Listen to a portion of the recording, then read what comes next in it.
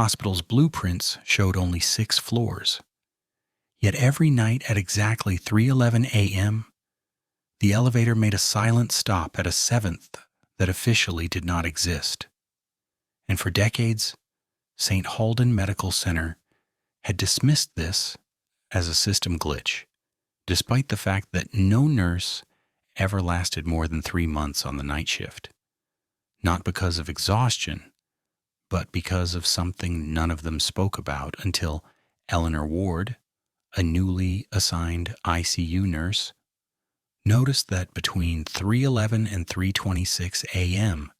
the elevator logs recorded a stop with no button pressed and no doors opening on camera.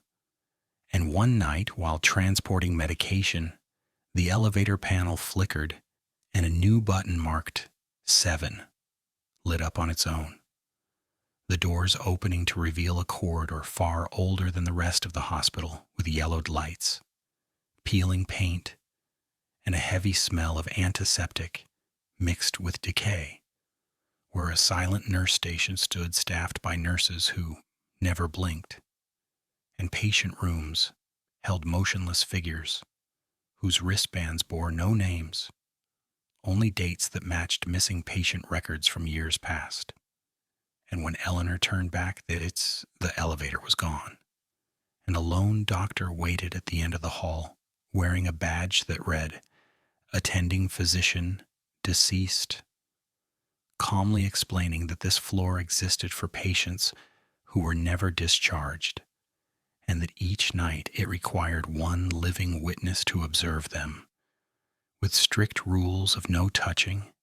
no questions, and no running, promising release at 3:26 a.m. But as the clock neared the time, the patient's eyes snapped open and their heads turned in unison, whispering, "She's early," while the doctor smiled and remarked that the last nurse had stayed too long, and his cold hands grabbed Eleanor's ankles and the hallway stretched impossibly long.